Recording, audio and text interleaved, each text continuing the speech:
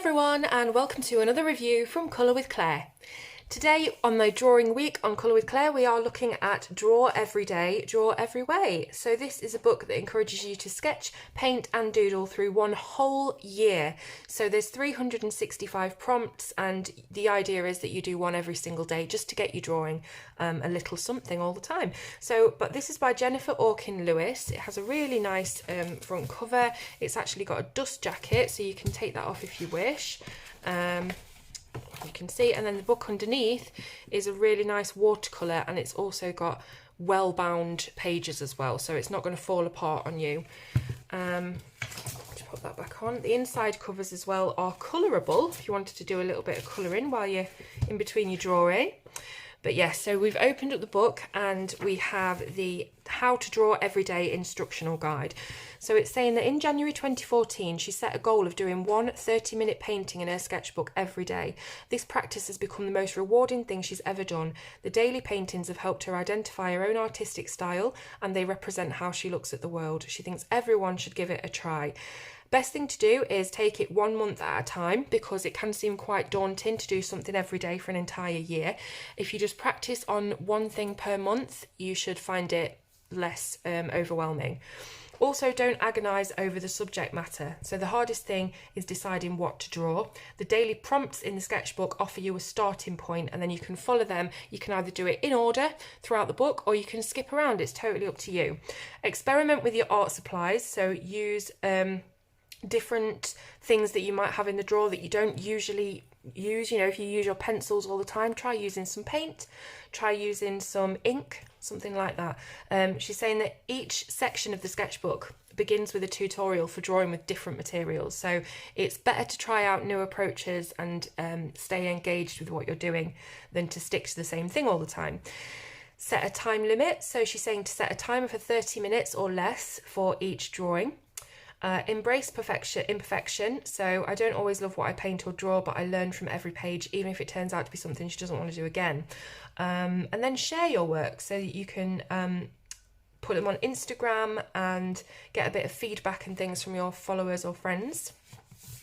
So we've got a recommended material list here. We've got black pen, markers, coloured pencils, Prismacolors, Crayolas, gold and silver metallic pens, a white pen, which we probably all have for doing our white dots, a pencil, some gouache or paint, and then some watercolour. So you don't have to have all this, it's just something that we probably all have something, you know, or you can get it very, very cheaply just to have a bit of a variety.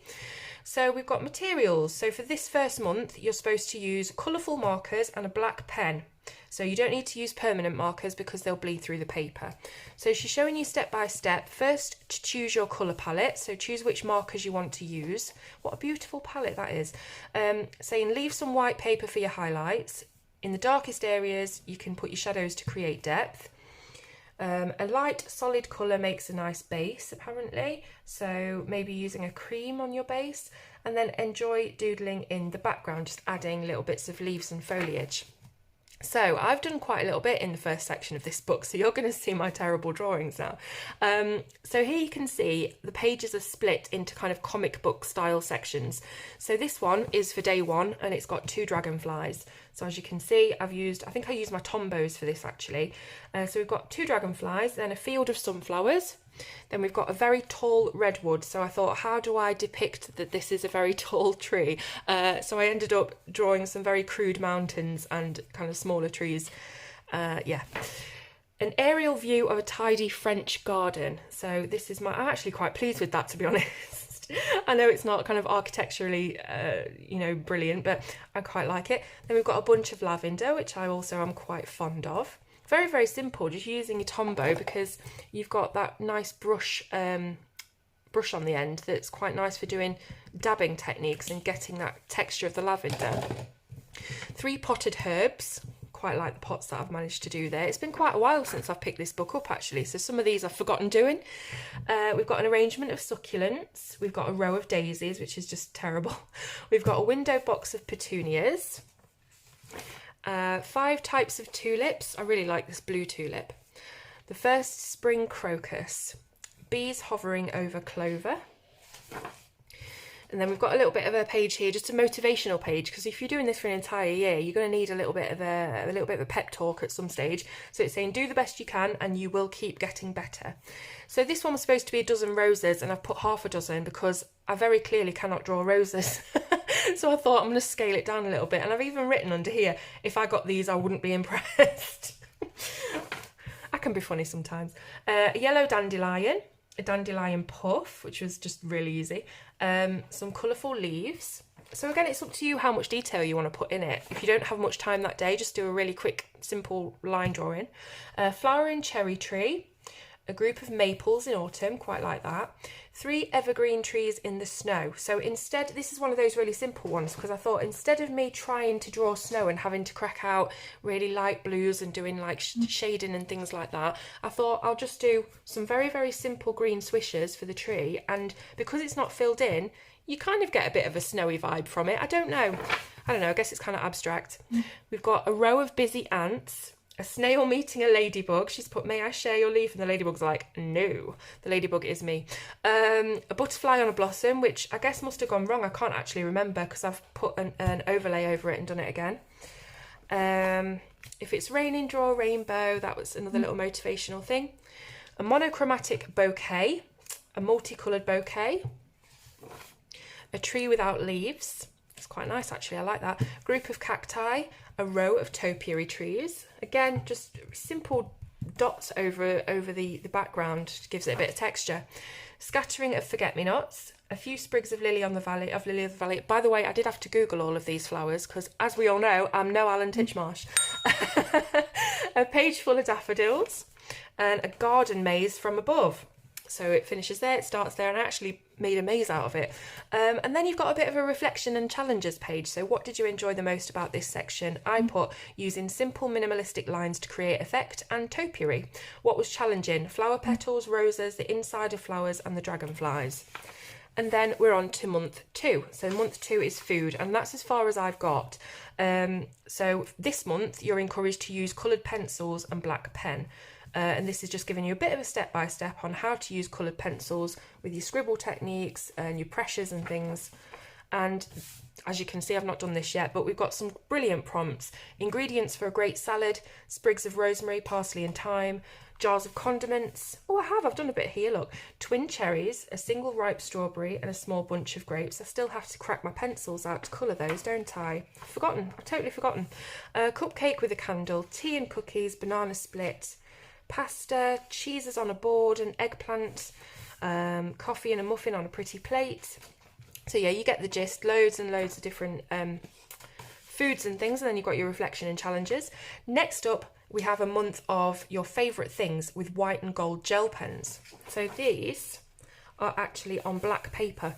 So it's really like professional how they've printed it on white and black, and you can actually use your different tools that are going to show up better. So you've got your white, gold and silver gel pens or metallic pens. Different kind of marks you can make to create texture and interest, decorations and things like that. So things we've got in this section is your most comfortable pair of shoes, the cover of your favourite book, something you inherited, a treasure you found, your favourite mug, a film, a fun object at your desk. So this is all very personalised and unique to you. A reminder of a good friend, a toy you loved as a child, your favourite animal, ingredients for a perfect weekend. This is probably my favourite section of the book actually, because it's all, you don't have to worry about what it's prompting you to do is something completely out of your comfort zone. You can kind of tailor it to whatever you've got and what you can do with it. Next month is a month around town, and for this one you have to use pencil and a black pen. So different marks you can make for texture, basic shapes and details. And then the prompts. We've got a bicycle with a delivery basket. So this is getting a little bit tougher now, but again, make it as quick and easy as you like. I think half an hour a day is quite a lot actually. I would try and scale it down a little bit so it doesn't get too overwhelming. I've done some birdhouses. Quite a nice little cage. Landmark on the route of your daily commute. I just said route like an American. I'm very, very conscious of the fact that most of my followers are from the US, so I do try and sort of tailor my language slightly sometimes so that you'll know what I'm talking about.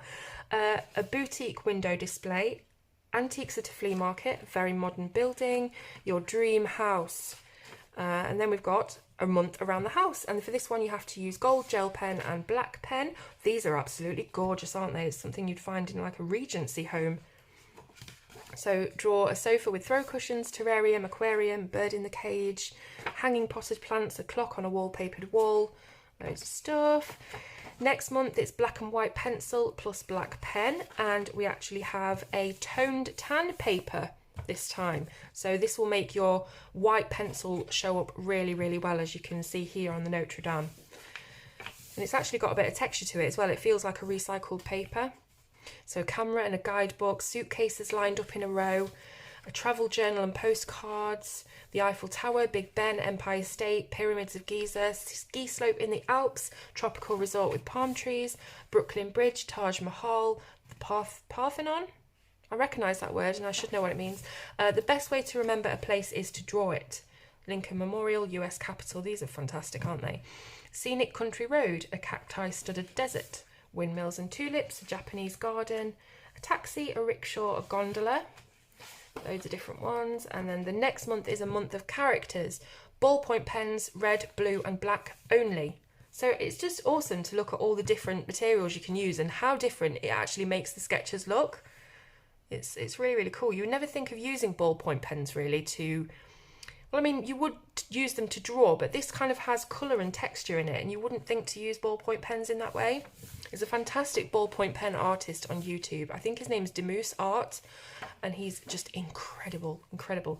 So we've got funny things here, characters. Hyperactive fairy, a confused wizard. That one was an insecure fortune teller. How would you depict insecurity in a fortune teller? I'm not sure.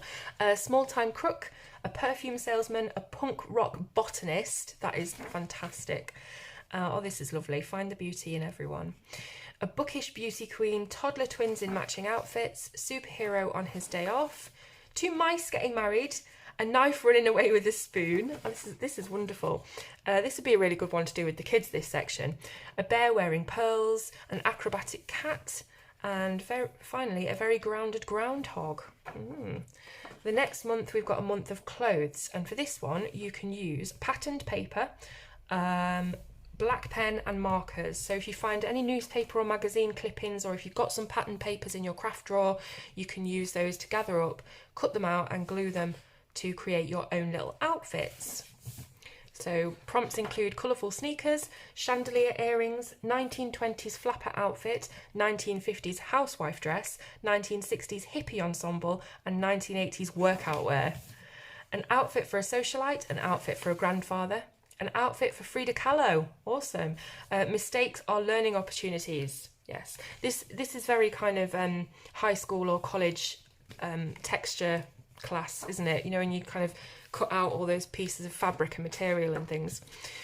An elegant ball gown, a swanky cocktail dress, overalls with a plaid shirt, an outfit for a queen, a fluffy bathrobe, school uniform, an ugly sweater. We've got some ugly Christmas sweaters I'm sure we'll all be cracking out over the next month or two.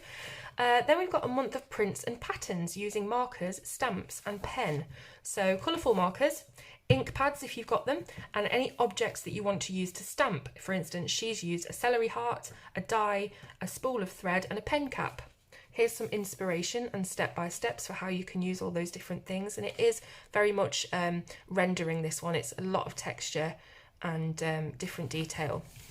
And as you can see, we've got a gridded page as well to do it on. It's almost like the old maths books that we had in school.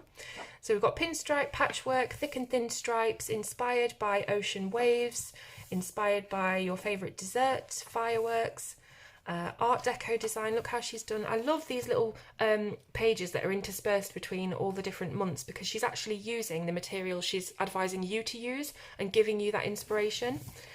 So we've got a print for vintage kitchen curtains, a big floral print, a design with a row of buttons, a repeating shape of your choice, and then we've got a month of animals to be done in gouache or watercolour. So any paints that you find you want to use, go ahead. Step by step on how to draw a little bird. Again, it doesn't have to be perfect, it's just little blobs of colour, that is, isn't it really? A parade of elephants, penguin family, a wolf howling at the moon, a peacock flashing its tail, a horse, a tiger in the jungle, a wise old owl, prickly little hedgehog, a stinky skunk, a coiled snake, a beautiful swan, a cat mid-stretch. And then a month of sea life, again using your gouache or watercolour.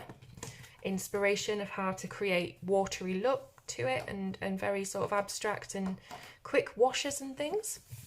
Seahorse, hermit crab, seagull feather, collection of sea glass, I love sea glass, a giant octopus, a boy, a lighthouse, sunken treasure, coral reef, a snorkeler surrounded by fish.